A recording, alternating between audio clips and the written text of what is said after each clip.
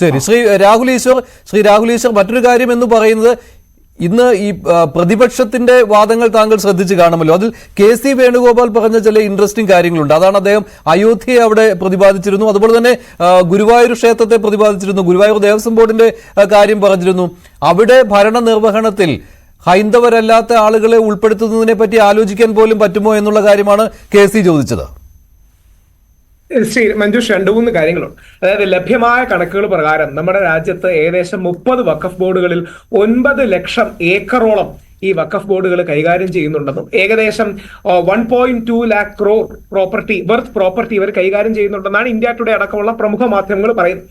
കുറച്ചു കാലം മുമ്പ് കണ്ട വേറെ റിപ്പോർട്ട്, DNA അടക്കമുള്ള പ്രമുഖ മാധ്യമങ്ങൾ 17 കോടി ഏക്കറോളം പ്രോപ്പർട്ടി നമ്മുടെ കത്തോലിക്ക ചർച്ച് കൈകാര്യം ചെയ്യുന്നതായിട്ടുള്ള റിപ്പോർട്ടുകളും ഉണ്ട്.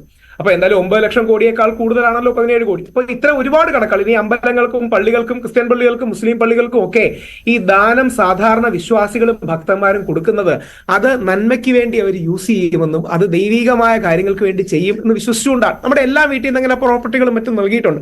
അപ്പൊ ആ പ്രോപ്പർട്ടികളെ സംരക്ഷിക്കാനാണ് പണ്ട് നമ്മുടെ അമ്പലങ്ങൾ അല്ലെങ്കിൽ ഹിന്ദു ക്ഷേത്രങ്ങളൊക്കെ ദേവന്റെ സ്വത്താണെന്ന് പറയുന്നത്. അതായത് വേറെ ആരും അത് എടുക്കരുത്, ആ ദേവന്റെ എന്നും ദേവന്റെ കയറി. അതേപോലെ മുസ്ലിങ്ങൾ പറയുന്നത് അത് വഖഫാണ്, എന്നും അത് വഖഫാണ് എന്നൊരു വിശ്വാസ അടിസ്ഥാനം പറഞ്ഞിരിക്കുന്നത്. എന്നാൽ ചില സ്ഥലങ്ങളിൽ അനോമലീസ് ഉണ്ടായിട്ടുണ്ട്, ചില സ്ഥലങ്ങളിൽ പ്രശ്നങ്ങളും തർക്കങ്ങളും ഉണ്ടായിരുന്നു. ശ്രീ ശ്രീജിത്ത് പണിക്കർ വളരെ ശരിയായി സൂചിപ്പിച്ചതുപോലെ തമിഴ്നാട്ടിലെ ഒരു വില്ലേജിൽ 1500 വർഷം പഴക്കമുള്ള ഒരു സുന്ദരേശ്വർ ടെമ്പിൾ ഉണ്ട്. അവിടെയാണ് 389 ഏക്കർ സ്ഥലത്ത് 1.2 ഏക്കർ ഉണ്ടായിരുന്ന രാജഗോപാൽ എന്നൊരാൾ, ഞാനും അദ്ദേഹം കൂടെ ഒരു ചർച്ചയിൽ ഇരുന്നുണ്ട് നാഷണൽ മീഡിയയിൽ. അദ്ദേഹം ഈ പ്രോപ്പർട്ടി വിൽക്കാൻ പോയപ്പം NOC വേണമെന്ന് പറഞ്ഞൊരു തർക്കം ഉണ്ടായി. അതാണ് നാഷണൽ മീഡിയയിൽ ഇത്രയും വലിയ രീതിയിൽ പ്രാധാന്യത്തോടെയൊക്കെ വന്നത്. അങ്ങനെ എന്തെങ്കിലും അനോമലീസ് ഉണ്ടെങ്കിൽ അത് സോൾവ് ചെയ്യണം, പരസ്പരം സംസാരിച്ച് തീർക്കുകയും കാര്യങ്ങളും വേണം. പക്ഷെ വ്യാപകമായ മതപരമായ പ്രോപ്പർട്ടീസിന്റെ മേളിൽ ഒരു ക്ലാമ്പ് ഇടുന്നത് നമ്മൾ ഹിന്ദുക്കൾ ഓർക്കേണ്ട കാര്യം, നാളെ ഇത് ഏതെങ്കിലും ഗവൺമെന്റ് നമുക്ക് മേളിൽ ഇടുമെന്നുള്ളതാണ്. അതായത് നമ്മുടെ കമ്മ്യൂണിസ്റ്റ് ഗവൺമെന്റിനോട് എല്ലാ ബഹുമാനത്തോടും കൂടി പറയട്ടെ, നാളെ ശ്രീപത്മനാഭസ്വാമി ക്ഷേത്രത്തിലെ സ്വത്ത് മുഴുവൻ അവരുടെ ആണെന്നും ജനങ്ങളുടെ ആണെന്നും പറയുന്നത് ഇതിന്റെ മറ്റൊരു വകഭേദമാണ് നമ്മൾ തിരിച്ചറിയണം.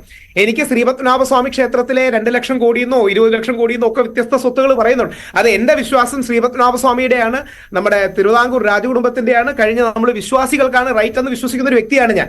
നാളെ ഞാനും തോമസ് ഐസക് സാറിന് ഒരു ചർച്ചയ്ക്ക് ഇരുന്നിരുന്നു. അദ്ദേഹം പറഞ്ഞു ഇത് ജനങ്ങളുടെയാണ് അല്ലെങ്കിൽ ഇതെല്ലാം സ്റ്റേറ്റിന്റെയാണ് എന്ന് പറഞ്ഞ് എന്ന വാദം ഉപയോഗിച്ച് അത് കയ്യേറാൻ വന്നാൽ ഞാനെന്ന ഹിന്ദു വിശ്വാസിക്ക് വേദനയ്ക്കും വിഷമം ഉണ്ടാകുന്ന കാര്യത്തിൽ എനിക്ക് തർക്കമില്ല.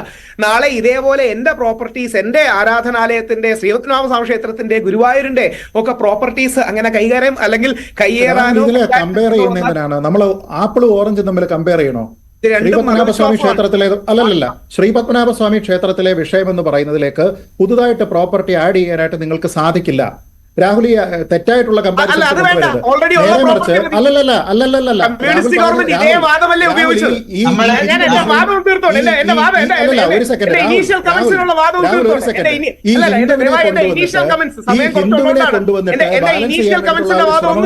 തെറ്റാണ്. രാഹുൽ, താങ്കൾ ബാലൻസിങ്ങിന് ശ്രമിക്കുകയാണോ എന്നാണ് ശ്രീജിത്തിന്റെ സംശയം.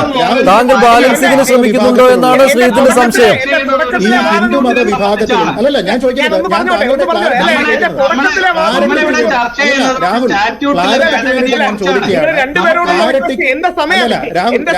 രാഹുലിന്റെ വാദം പറയട്ടെ. ശ്രീജിത്ത് രാഹുലിന്റെ വാദം പറയട്ടെ.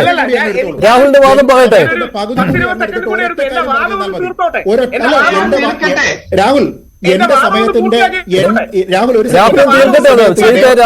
സമയം കൂടി ഞാൻ അങ്ങേക്ക് തരാനായിട്ട് തയ്യാറാണ്. എന്റെ രണ്ടാമത്തെ ഒരൊറ്റ ചോദ്യം വഖഫ് എന്ന് പറയുന്നതിനേക്ക് ഇത് വീണ്ടും ഇങ്ങനെ കാര്യങ്ങൾ അക്യൂമുലേറ്റ് ചെയ്യാം എന്ന് പറയുന്നതും നിങ്ങൾക്ക് രേഖപ്പെടുത്തപ്പെടാൻ കഴിയാത്ത ഒരു കാലത്തിലേക്കുള്ള ഒരു പ്രോപ്പർട്ടിയും തമ്മിൽ എങ്ങനെയാണ് നിങ്ങൾ തുല്യപ്പെടുത്തിയതിനു ശേഷം ബാലൻസ് ചെയ്ത് സംസാരിക്കുന്നത്? കൃത്യമായ മറുപടിയും കൂടെ പറയാം.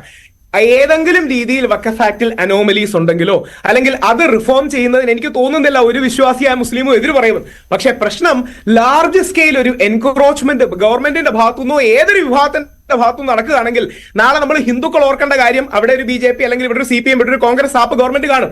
നാളെ CPM ഇതേപോലെ അല്ലെങ്കിൽ CPM-കാർ ചെയ്യുമെന്നല്ല, നമ്മുടെ അമ്പലങ്ങൾ കയ്യേറാൻ വന്നാൽ നമുക്കുണ്ടാകുന്ന വൈകാരിക വിഷമം, ദേഷ്യം കൂടി നമ്മൾ മനസ്സിൽ കാണണം. ഇനി ഒരു വരി കൂടെ പറഞ്ഞു എന്റെ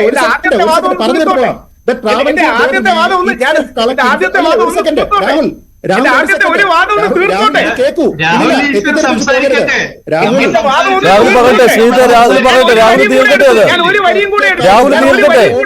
ഞാൻ ഒരു വരിയും കൂടെ മാത്രമേ എടുക്കൂ. ഞാൻ ഒരു വരിയും കൂടെ എടുക്കും.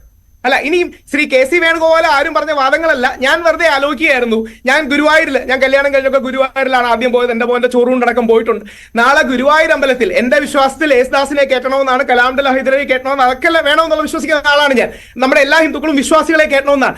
നാളെ ഗുരുവായൂർ അമ്പലത്തിൽ ഞാൻ ഹിന്ദു മുസ്ലിം ഐക്യത്തിന്റെ വക്താവുമാണ്. നാളെ ഏതെങ്കിലും ഒരു മുസ്ലിമിനെ ഗുരുവായൂർ അമ്പലത്തിന്റെ ബോർഡിലും ഈ വഖഫ് ആക്ട് പ്രകാരം പറയുന്നത് CEO പൊസിഷനിൽ വരെ വരാമെന്നാണ് ലഭ്യമായ വിവരങ്ങൾ പറയുന്നത്. നാളെ ഗുരുവായൂർ അമ്പലത്തിൽ CEO ആയിട്ട് ഒരു മുസ്ലിം സമുദായക്കാരനെയോ ക്രിസ്ത്യൻ സമുദായക്കാരനെയോ, നാളെ ശ്രീപത്മനാഭ സ്വാമി ടെമ്പിളിന്റെ അവിടുത്തെ എക്സിക്യൂട്ടീവ് ഓഫീസറായിട്ടോ CEO ആയിട്ടോ ഹെഡ് പോസ്റ്റിലോ ഒരു മുസ്ലിമോ ക്രിസ്ത്യനോ വരികയാണെങ്കിൽ, എനിക്ക് മതസൗഹാർദ്ദത്തിൽ വിശ്വസിക്കുന്ന വ്യക്തിയാണെങ്കിൽ പോലും ഞാൻ വിചാരിക്കും നമ്മൾ ഇത്രയും ഹിന്ദുക്കളില്ലേ, നമ്മൾ മാനേജ് ചെയ്താൽ പോരെ. ഇനി 2 കേസുകൾ വരാം. ശ്രീത് പറഞ്ഞ കറക്റ്റാണ്. ഞാൻ അതുകൊണ്ടാണ് പറഞ്ഞ രാജഗോപാലിനോട് ഞാൻ സംസാരിച്ചിട്ടുണ്ട്. അദ്ദേഹത്തിന്റെ 1.6 ഏക്കേഴ്സ് എന്തോ ആണ് പ്രശ്നമുള്ളത്. അതൊക്കെ തീർച്ചയായും വേണം. നേരത്തെ എനിക്ക് തോന്നുന്നു ജമാൽ സാർക്ക് ശ്രദ്ധിക്കേണ്ട കാര്യം അതാണ്. മധ്യപ്രദേശ് ഹൈക്കോർട്ടൊക്കെ ചൂടാകുന്ന വരെ ചെയ്യുന്നുണ്ട് വഖഫ് ബോർഡിനോട്. നിങ്ങൾ എന്തൊക്കെയാ ക്ലെയിം ചെയ്യുന്നത്, ഇതെല്ലാം നിങ്ങളുടെയാണ്, എങ്ങനെ ക്ലെയിം ചെയ്യാൻ പറ്റും? എന്തെങ്കിലും ഓവർ ക്ലെയിം ചെയ്തിട്ടുണ്ടെങ്കിൽ അതെല്ലാം അത് തള്ളിക്കളയണം, സംശയമില്ല. പക്ഷേ വഖഫ് ആക്ട് എന്ന് പറയുന്ന നമ്മുടെ ദേവസ്വം പോലൊരു സംവിധാനത്തെ അസ്ഥിരപ്പെടുത്തുന്ന രീതിയിൽ പോവുകയും, 2 നമ്മുടെ അമ്പലങ്ങളിൽ, എന്റെ അമ്പലത്തിന്റെ CEO ആയിട്ട് ഒരു മുസ്ലിം വരികയോ, അല്ലെങ്കിൽ പത്മനാഭസ്വാമി ക്ഷേത്രത്തിന്റെയും ഗുരുവായൂരിന്റെയും CEO ആയിട്ട് ഒരു മുസ്ലിം വന്നാൽ നമ്മുടെ ആൾക്കാർ സപ്പോർട്ട് ചെയ്യൂ, അല്ലെങ്കിൽ ക്രിസ്ത്യാനി വന്നാൽ വഖഫ് ബോർഡിനെയും വഖഫ് കൗൺസിലിനെയും ഒക്കെ അല്ലല്ലോ, അത് ഈ ആരാധനാലയങ്ങളായിട്ടല്ലല്ലോ കാണുന്നത്. അങ്ങനെയാണല്ലോ ഉദ്ദേശിക്കുന്നത്. വേണ്ട, വഖഫ് പ്രോപ്പർട്ടി അല്ലേ അത് മുസ്ലിങ്ങൾ വിശ്വാസത്തിന് അടിസ്ഥാനമായി കൊടുക്കുന്ന പ്രോപ്പർട്ടി അല്ലേ? അതായത് മുസ്ലിം സമൂഹം അവരുടെ വിശ്വാസത്തിന്റെ അടിസ്ഥാനപ്പെടുത്തി അവരുടെ ദീനിന് വേണ്ടി സമർപ്പിക്കുന്ന പ്രോപ്പർട്ടി അല്ലേ അവർ വഖഫ് പ്രോപ്പർട്ടി. രാഹുൽ തിരുച്ചെന്തറ വില്ലേജിലെ 480 ഏക്കർ എന്ന് പറഞ്ഞത് ഏത് മുസ്ലിം കൊടുത്തതാ? പറയൂ. ഇതെങ്ങനെ കറക്റ്റ് ആവുന്നേ? ഞാൻ ചോദിക്കട്ടെ രാഹുൽ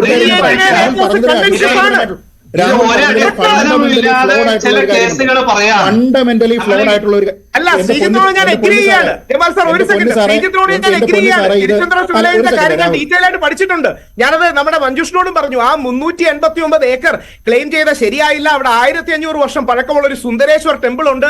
അവിടെ രാജഗോപാൽ അടക്കമുള്ളവർക്ക് അത് ഇൻസെക്യൂരിറ്റി ഉണ്ടായി. ഇത് നമുക്ക് വേദനിച്ചില്ലേ? അതായത് BM ജമാൽ തോന്നിയ പോലെ ക്ലെയിം ചെയ്ത് കഴിഞ്ഞാൽ ഇതെല്ലാം വഖഫ് സ്വത്തുക്കളാണ്, ഇത് മുസ്ലിം സമുദായത്തിന് അവകാശപ്പെട്ടതാണ് എന്ന് പറയുമ്പോൾ അതിനെ നേരിടുന്നതിന് വേണ്ടിയാണ്, അല്ലെങ്കിൽ അത് ഉണ്ടാകാതിരിക്കുന്നതിന് വേണ്ടിയും അതിനൊരു ക്ലാരിറ്റി കൊണ്ടുവരുന്നതിന് വേണ്ടി കൂടിയാണ് ഈ ഭേദഗതി ബിൽ കൊണ്ടുവരുന്നത്. UPA സർക്കാരിന്റെ കാലത്താണ് 2013 അമെന്റ്മെന്റ് നടത്തിയത്. അതിനുശേഷം ഇപ്പോൾ ഇങ്ങനെ ചെയ്യേണ്ടി വരുന്നു. കാരണം തുടർച്ചയായിട്ട് ഈ ക്ലെയിമുകൾ വന്നുകൊണ്ടിരിക്കുകയാണ്. ജമാൽ താങ്കളുടെ മറുപടി. ജമാൽ സാർ പറയട്ടെ.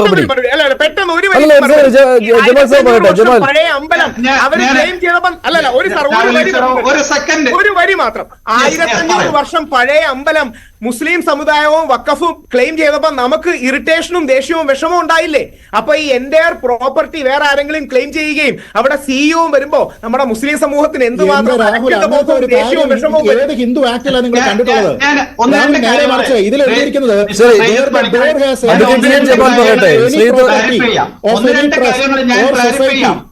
എന്നാണ് ചോദിച്ചിരിക്കുന്നത്. അത് എവിടെയാണ് ദേവസ്വം ബോർഡിന്റെ ഇതിലെവിടെ ഉള്ളത്? ഇതിന് ഞാൻ മറുപടി പറയാം.